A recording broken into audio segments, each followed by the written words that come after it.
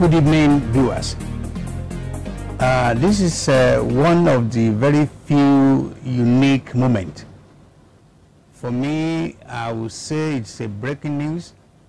It's a special moment because I have the privilege, the honor, the opportunity to come across a very, very unique Nigerian, unique in many senses. Is a former police inspector, a commissioner. I decided to arrest him, to take him on, because when I look back at my younger age, when I was growing up, I've always wanted to join the police. I've always wanted to be part of the force. I tried to join the Air Force. I was kicked out of the selection because I was told I'm too short. Later on, I discovered that there are even shorter people that became Air Vice Marshal. It has been then that I now look back that something must have gone wrong.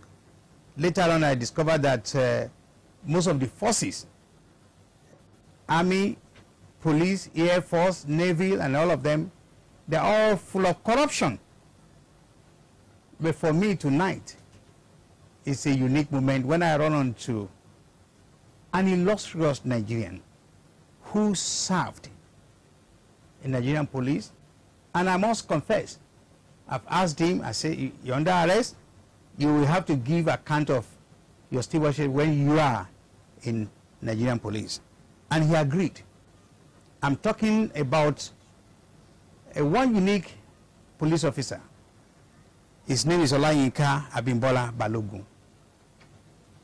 Along the line, he had worked with different governments, with different police officers, inspectors. He's an insider. But today he looked me in the eye and said, you know what, Otunba, I will tell you what is all going on in the Nigerian military forces, especially police. So I'm granting him, or he's granting me, a special favor, honor. Say, ask me any question, and I'm willing to do that. I want to take him on everything about Nigerian police. So join me watching this program with. You are welcome to my program, Otunba, one-on-one with OtunbaHOO. You are welcome, sir. Thank you. Can you tell us more a little bit about yourself? My name is Olayinka Balogun. I'm a retired commissioner of police. I was in the police for about 30 years plus. I retired about 5 years ago. I joined the police as a cadet ASP in 1980. I came into the police with a degree in political science. Along the line, I went back to the university to read law. I did a master's program in peace and conflict studies in Ibadan. Currently, I have a PhD I'm running in Ibadan on another course. So I've seen it all. I was a PRO, I was a CRO, I was a DPO, I was a principal staff officer to Inspector General of Police. I've headed commands. I was in Ekiti, I was in Do, from where I retired. I worked everywhere. I was in Abuja, I was in Ibadan, I was everywhere. I've seen it all. So the police is my first constituency and remains my constituency. Although today I'm a practicing lawyer in Lagos. Thank you for giving us insight about your life. But as said in my introduction, I'm not going to spare you, sir.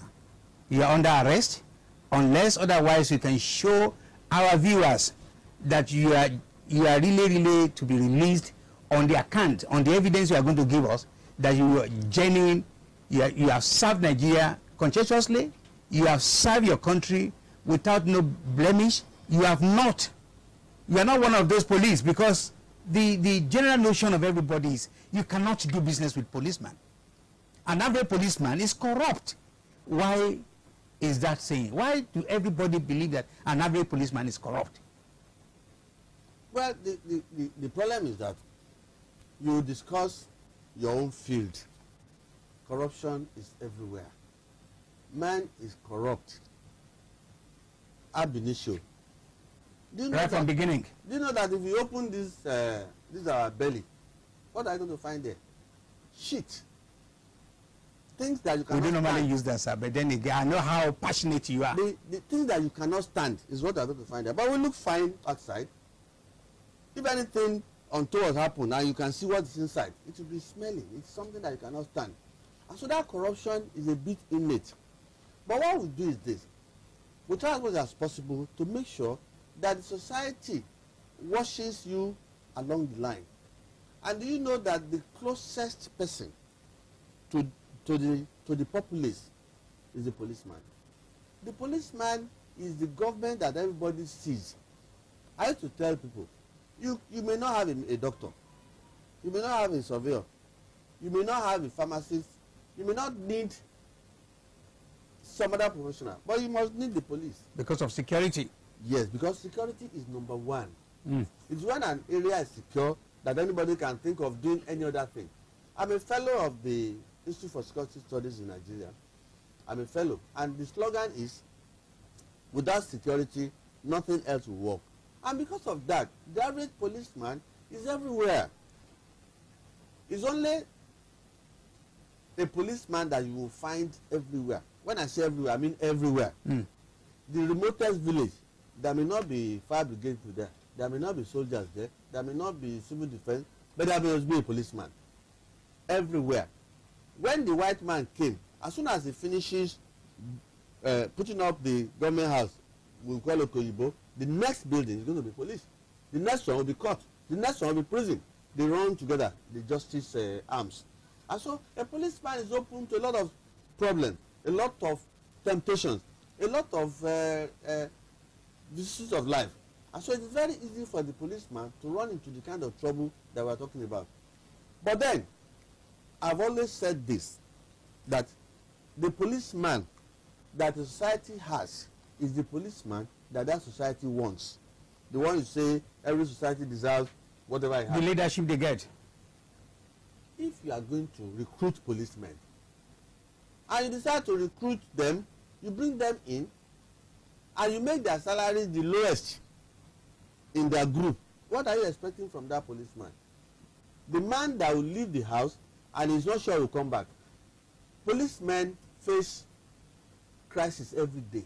They fight war every day. Every day. The policeman will get out of his house. That is how policemen, we have this creed. They enjoy policemen to take a breakfast, that he may not eat another food. So before you leave your house, you get to the station. A lorry is waiting. There's a riot in Okekoto. You jump into the lorry. Off you go. You may come back. You may not come back. You may end up in the hospital.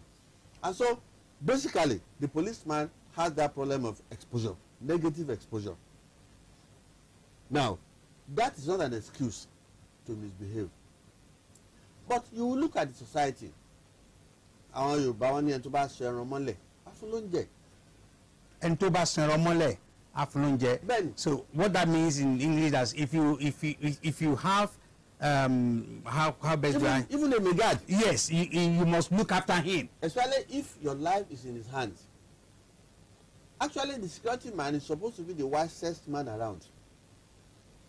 So if you see a man that is kicking at his great man and he doesn't know what he's talking about, the security man is the man that is holding everywhere. It's just like your driver. Like your driver. So this security thing must be prioritized. When you now bring in policemen, the first problem the policeman has is that, do you know that after as a retired officer, I'm entitled to some personnel around me, yes, the driver and orderly, they will come and tell your guy they have not paid their salary. So you have to find something for them. If a man works for 30 days, I don't care if you don't pay a legislator, he's a big man. If you don't pay a constable, that pittance, that is trouble. And so the society is contributing to the problem that we have with the police. It's not an excuse for corruption, but it's aiding it. How is the ordinary man, who is also more or less not different from the predicament of the policeman, a teacher or ordinary street cleaner or other people in different area of activities, how do you want us to blame him for the non-payment of a police salary? What has it got to do with it, sir? with due respect, that question will go into. I thought you were going to say that after all, there are other people who are not paid too.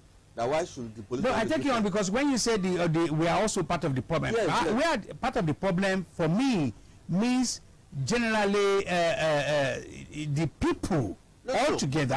No, what I mean is that when I say, well, the people too have their own problems there. Do you know that most families send the worst person in their families to join the police?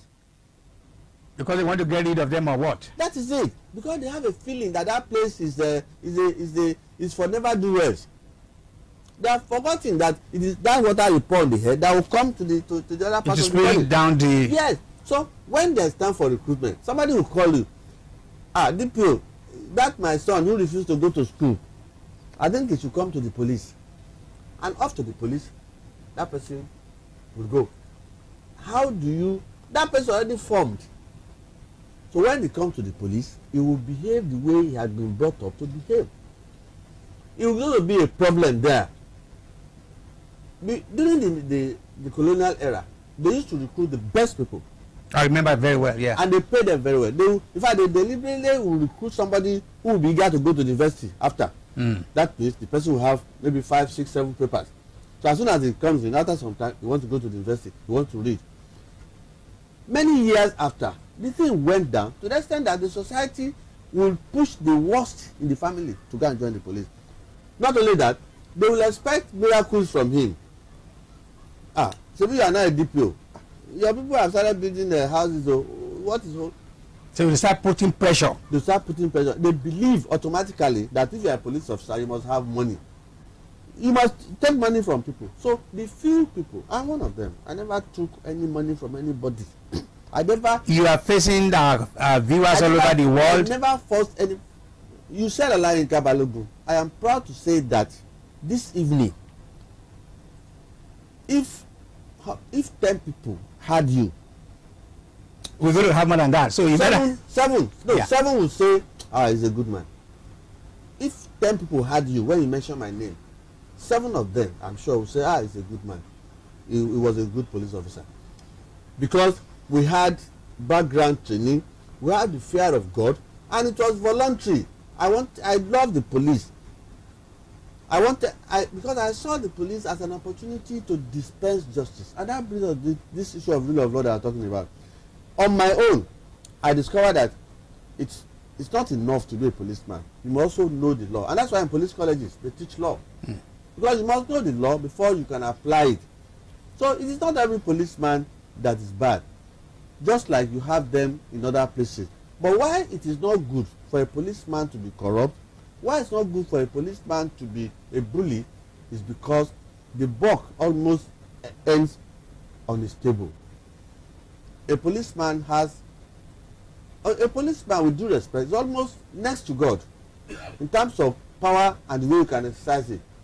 You can, if a policeman calls a professor, Professor ABC, we need you at the station, he will have to come.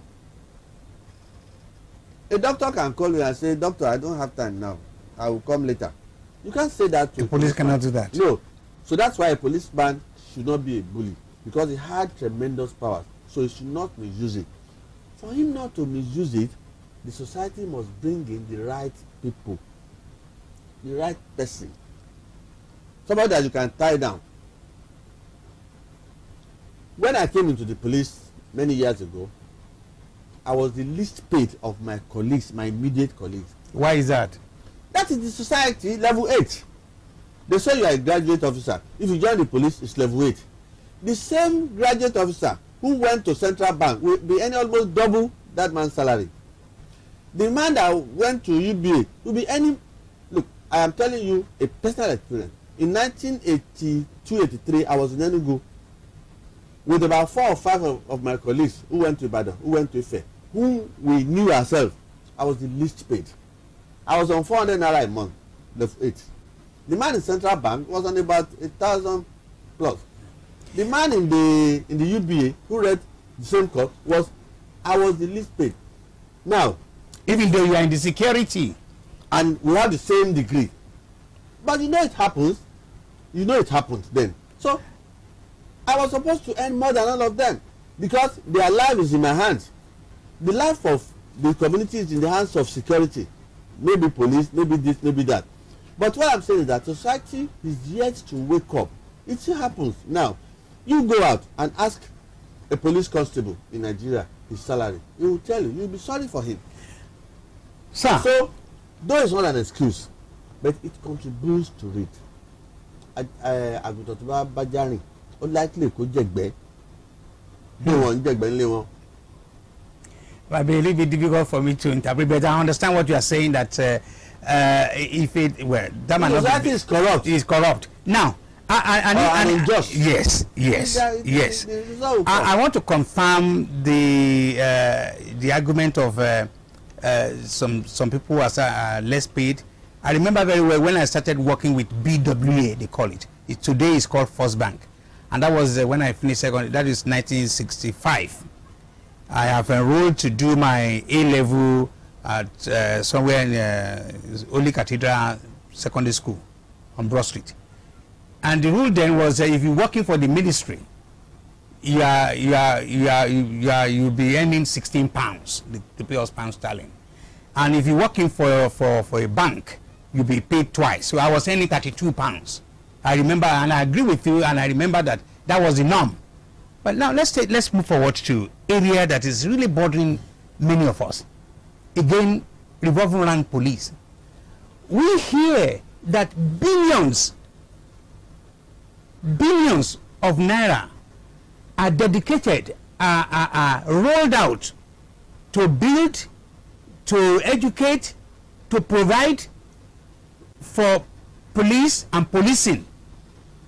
Today, it is a shame, and I'm bold to say it, it's a shame that when I now drive by, the last time I was in Nigeria, that certain police college, Ikeja, is so dilapidated, everything is really kaput, and they still collect billions of naira. Where's the money gone? What's happening? It's also a shame that the society that supposedly brought out that kind of money cannot come out and ask questions. How did you spend this money? The reason is because... Is it because they are afraid or what? They are not afraid. The reason is because there is deceit in most of these things. When the House says police budget 10 million. The House, you're referring to the National Assembly? Or the government. The government, okay. 3 months later, they will bring 4 million. And I'm saying this with all sense of responsibility because I was PSO, Principal Staff Officer to 4 Inspectors General of Police. The government will announce 20 million. 2 months later, they will bring 4 million. Later, they will bring where's 1 the million. remaining 60 million? Later, they will bring 1 million. That money will never come the way it's supposed to come. And I challenge anybody to say no to it. Otherwise, how many IGs have you fired? If you gave 10 billion to an IG to spend on the police, 10 billion, and by 6 months, 8 months, the man has not spent up to 4 billion, you should be able to ask him. He will tell you, Ogabe, you have only sent 5. How could I have spent more than that? And that is the truth. The truth is that security has not been given its proper place in our society. If you want to make somebody a policeman, do you know what happened? What caused the first police strike in Nigeria? It was the government that caused it. It was the people that caused it. No IG will be happy that his men will go on strike. But when you promise people 10 naira and they ask the man who was giving the 10 naira, Oga, where is 10 naira they give us? And the man said, no, they didn't give us 10 naira. They gave us 4 naira. Then there will be problem. And you go and confirm. And it's quite that it's true. Most IGs suffer in this country. Most IGs suffer a lot. Because government will give the impression that he has gotten everything. He has not. If you give somebody, if you give somebody 10 people to feed, and you give him provision equivalent to feeding 6 people, the man will run into trouble. So they started rationing and they will start providing, making. When police college, Ikeja ran into that kind of problem, were they able to sack the IG? Did they indict any police officer? Did the government come out to say, we gave you the money, where is it? Nobody came out because they knew they didn't give the NEIG that kind of money. So they find it now difficult to sack somebody who had not committed any offense. Because the man will talk, the man will speak out. Just as I'm talking now. I knew that in most cases, this budget that they plan for the police never got there. I'm not saying somebody stole it on the way, but they never brought the kind of money that they are talking about. So the money has been stolen right from the source. So you cannot blame the police. And at any rate, if you make provision for something and you are a sincere person and you can't see that thing happening, you should be able to ask questions. You will not be able to ask questions because you are part and parcel of the trouble. Sir, this now take me to another area. I need to leave the area of you said enough about police, and you have given our viewers more information that they need to know, because really and honestly an average person will just heap the blame on police. They are on the roadblocks, so they are collecting bribe, they are doing this and they are doing that. Now, solution, do you think one of the solutions, the way you are saying it, can come from the clamoring for restructuring, so that if we restructure, we'll be able, because during the time you are talking about, this thing has always been there. So if we now restructure, do you think restructuring the country can help us deal with some of these problems? That word restructure is an unfortunate lexical existence. That word is already in trouble. Because Nigerians are looking at it from as if it's magic. You cannot live without restructuring. You cannot move forward without changing something. That's the meaning of restructure. Change this thing a bit. If your sitting position is uncomfortable, shift a bit and sit well. And at any rate, I'm going to talk from the point of view of security. You cannot centralize security. It will not work. Security had to be sectionalized. Even in the police that we're talking about, we have restructure, we have state CID, we have operations, we have admin. That is the structuring we are talking about. That let state. Policing is for the state, is for the local government, is for the individual, is for the family. And so you must make sure that you do such a way that the people that will police a particular area will have knowledge of that area. In addition to that, the finance will be easier then, to manage. Then the population, the strength. Look, if you know the actual number of policemen that you have in Nigeria, everybody will be sorry for this country. In terms of population, let us not go into, because it's a security area. If you the actual number that we have in Nigeria, and the reason is because it is centralized. You give Lagos State probably has, say, look at the United Nations. United Nations started by saying that it should be 1 policeman to 600 people, proportionally, the ratio. Later they came down to 400. So look, 100 to 600, 1 to 600 is not enough. It's not good. Come to 400. Go and check the number of policemen you have in Nigeria. Put it on your graph and check. And what's the ratio roughly? I will not say it here because it will be chaotic. I won't say it here, but you can find out. You discover that the average policeman is overworked. Some policemen do 48 hours. I'm not exaggerating. They do 24 hours non-stop because they have to cover a lot of ground because the number is not enough. So if you restructure and you ask state to have their own police, we're not going to say. I was trained by the FBI Academy here in the US. America has federal police. They have state police. Yes. State police is to take care of crimes. Is to fight crime locally. And you cannot fight crime from outside. Only lórí lórí àpáta. And there are some nuances, there are some cultures, there are some idiosyncrasies that can only be understood by the person around.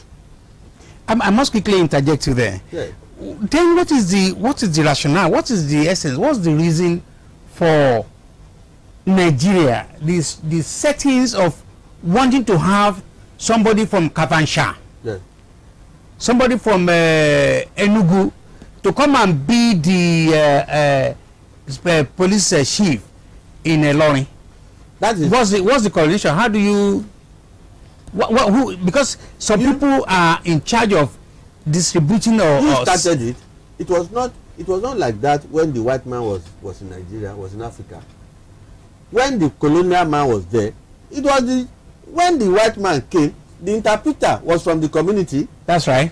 He cannot go and take somebody from Ibadan to come and interpret something to him for him in a. But he doesn't know. He doesn't know anything. So he used the people there, and that thing happened until probably the military came, and then they changed it to a mono setting. Check, was there ever anybody from the east as commissioner of police in Western Region when you who are growing up? No. Was there any Yoruba man? But what suddenly changed? Yes, that's the question I'm asking you as an expert. It was a political calamity. The military came. The military has a tradition. The tradition of the military is one man, one wife, one man, one way. The commander-in-chief will say yes, everybody will say yes. The commander-in-chief will say no, everybody will say no. And so when they came in, they brought in their tradition. It was not like that. But why I say is you push further, after the military went away, why did you go back to the tradition? The tradition of having state police, local government police. The argument that the thing will be misused does not hold water. It's a question of having the rule, the law.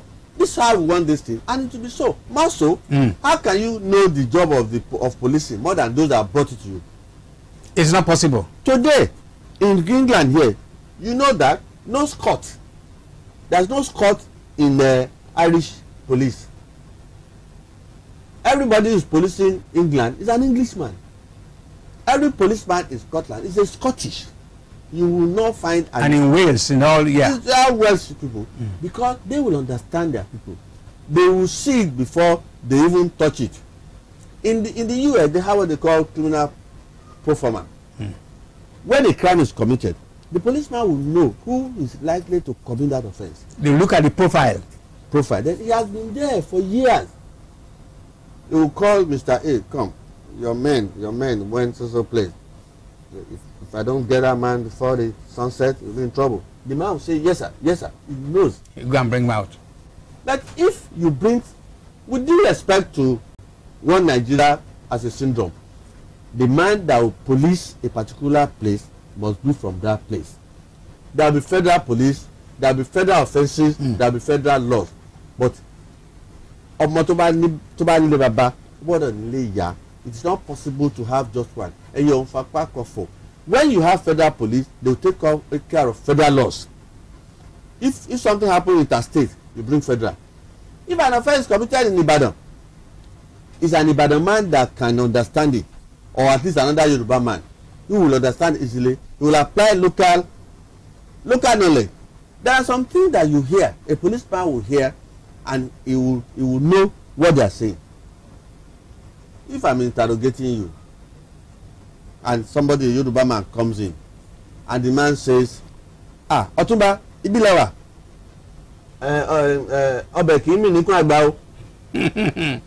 already covered it up. Already. It's going away. Yes. He has said a volume. That investigation has come to a standstill.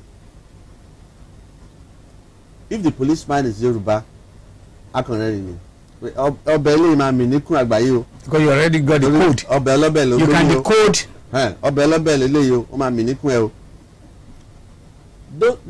That is coding and decoding. And coding is a security way of doing things. It's a security analysis. You must code, you must decode. That's why you have spying, you have counter espionage. You cannot do counter espionage with an outsider. It must be somebody. Yorùbá ní ọmọ ọ̀rọ̀ àsọtẹ́lẹ̀ ló ń jọmọ mi gbẹ́ náà kò sí tó ń jẹ bẹ́ẹ̀ tí n bá ṣe báyìí ni kò wí o tí n bá ṣe báyìí ni kò wí. And that is why security must be handled by people around. When there is need for a federal matter, we will handle it. Let the military remain a federal matter. Central bank, central matter. But security must be decentralized. So in order for the ordinary man on the grassroots to have access to security. If there are policemen in universities, there will be no cultism there. Now, sir, if there are policemen in the market, I'd like to take you on an issue that I'm sure millions of Nigerians are going to be very interested in it. Yeah. I look back, bless his memory, one of another illustrious Nigerian, the former or the late Attorney General of Federation of Nigeria, Olabode. What happened up to today? Are you telling me, because you've been saying all these things, that if we have done this, we have done this, we will have achieved this, we will have achieved that? How do you explain that? Attorney General of the Federation of Nigeria, the chief security officer #1 in terms of, and so up to today, we are yet to find out who killed him.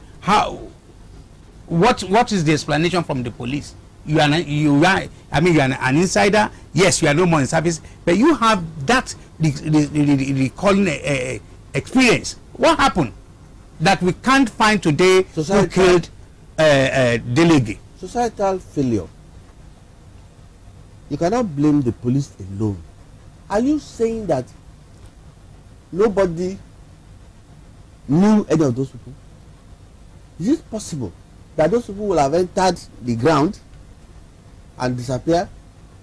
At times, the society contributes to this problem. I know me, I can't be witness. I know, don't call me police matter. You have forgotten that it's a responsibility. What I'm saying is that at times, the information that the police may receive on a particular issue may not be enough. Then the people that you are expecting to perform miracle may not have the capacity to do the miracle you are talking about.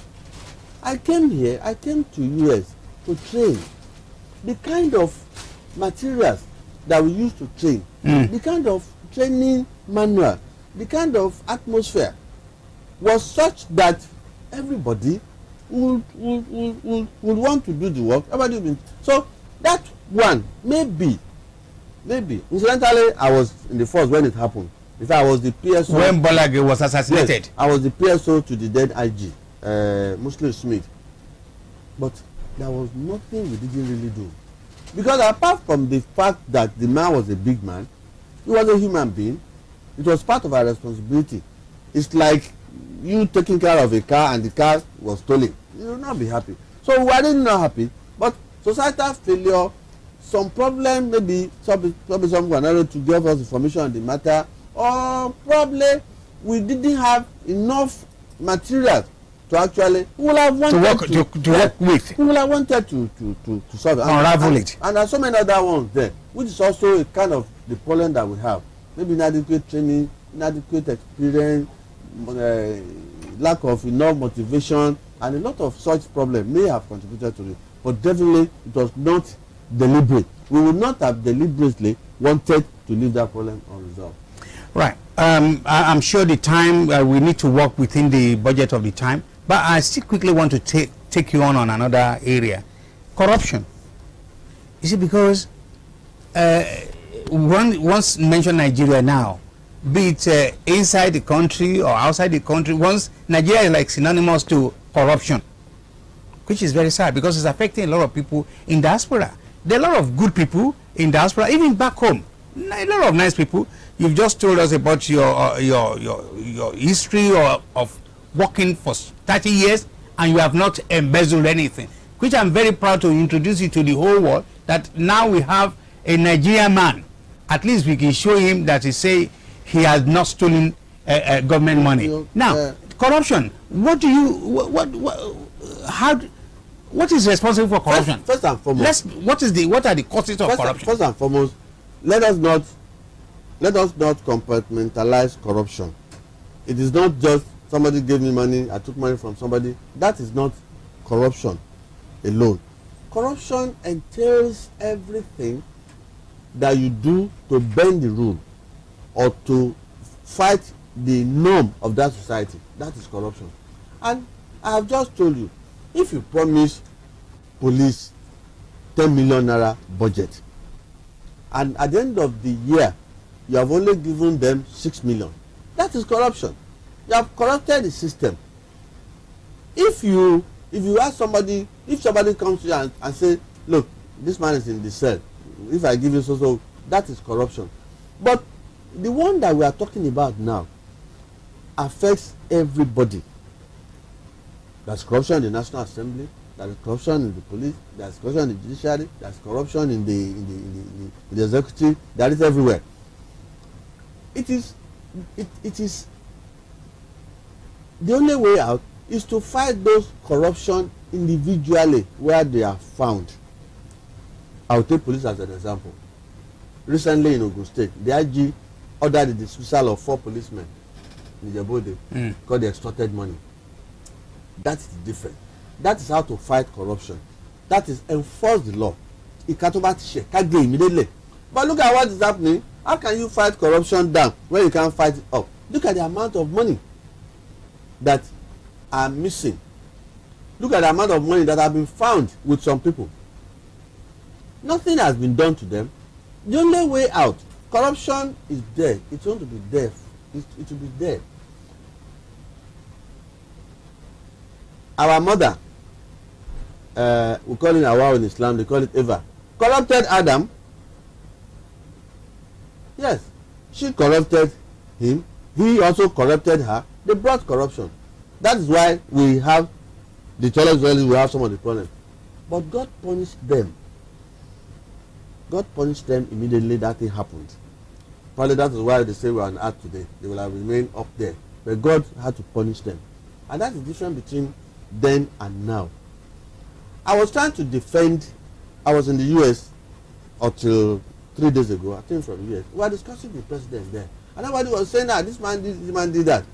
Then we brought Nigeria in. One man said, "Okay, let me tell you different. This Trump that we are talking about, the law will eventually take care of him. And if there is need for us to punish him, we will punish him. In your Nigeria, you don't punish people. That is the difference. You don't punish offenders. You don't enforce any law. We celebrate them. That's the difference. See what happened in Otunba recently. That man, everybody knew him. You see that? With due respect, I was in the East for 9 years. I started my police work there. So I've gone around. Everybody knew that man to be a criminal. A large percentage. The man built a church. The Reverend Father took it from him. That is the corruption that we're talking about. To be able to fight corruption, we must make sacrifice. If I'm in a position, you asked me the other day, and symbolically, I was told that in the colonial days, the colonial man will ask a policeman, you ask somebody, you want to enlist the police, yes. If your mother commits and will you arrest him? They are talking of sense of justice. They want to test his sense of justice. That is why you blindfolded that lady, so that you won't see anybody. Here it is not so. A lot of big men in Nigeria, they move about, they commit offense, nothing happens. Even when a policeman wants to enforce this law, somebody will call him. You know. Somebody will call him and say, take it easy. Is that not any clinical? And you all know this thing. But in a place where that law will take place, when that finger shot and they will cut it, everybody will sit up.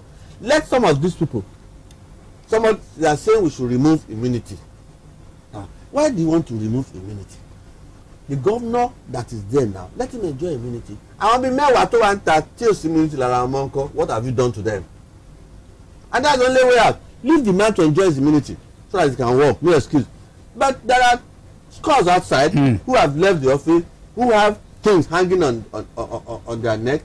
Carry 2 or 3 of them, put them in jail. We're talking about immunity. The way things are now, the way we are running business in Nigeria, yes. It looks like everybody want to have immunity. All the National Assembly member, despite the atrocities, they all want immunity, so they can at least continue to terrorize that's the kind of corruption we are talking about. That is also corruption.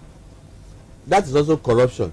You want to bring in the people that brought this thing to us. We know the kind of people they give immunity, but Nigerians should rise up and speak against this thing, because if you don't punish the big man, you cannot punish the small man.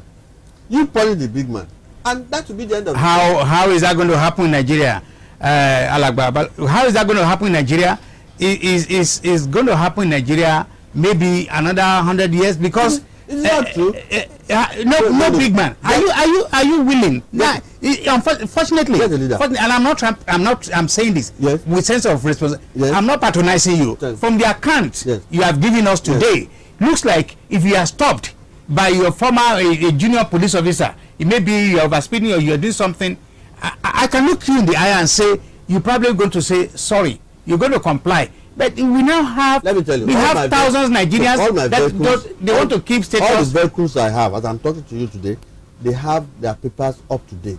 My wife's car is up to date. I don't show my ID card anywhere when I get to a roadblock. I bring out my vehicle license. I show it. I have them. I'll show you. They are in my purse. You are doing so because you believe in the rule of law. You can the others who wants to keep status quo, you want to be above everybody. Let people do it. How do you do it? The way things are in Nigeria now, how do you do it? Leadership. Well, you see, that leadership issue, for me, you, I, and all other people who have been leaders, they were more or less from, they are not from space. But you put them there, you know when there are two people, you know the better one, but you put the one that you can control there. But as you speak, people still vote because of 500 naira. People still vote because of a cigarette. Little things. So the truth of the matter is, let us be real here. Unfortunately, our time is out. You know the right person. Yes, the right person is very difficult to get in there. But I genuinely want to thank you because you done me proud. I'm very, very happy to have you on my show, and I look forward to having you again. So when next you go to America and stop by, ask for OtunbaHOO, and I probably want to. I'm going to Nigeria from here. Thank you very much. It's my pleasure meeting with you. God bless you, sir. I thank you. Yeah. Thank you. And thank you for watching. Right.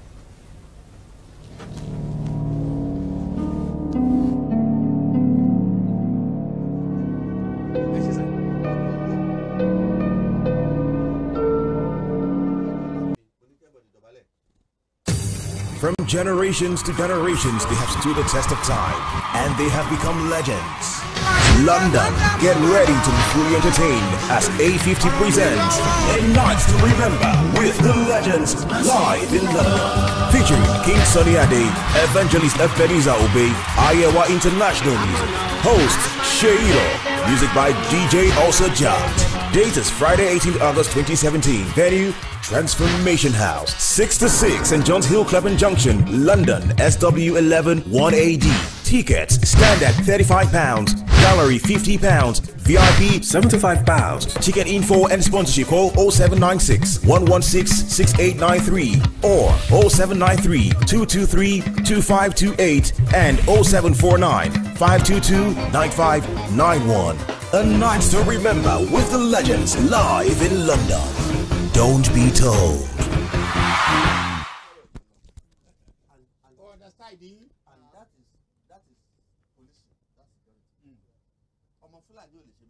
Heritage Television. Promoting African culture and heritage at its best. From talk shows that concern you to both local and international news that relates to you. From grassroots football to African children's programs. Heritage Television. We cover your social and special events like weddings, birthdays, church anniversaries, and so on, and broadcast them live on our apps and online. Heritage Television, broadcasting everything about culture and heritage. Heritage Television. We've got it covered. Do download our apps on both Android, iOS, and Windows mobile platform. Heritage Television, your very own TV station.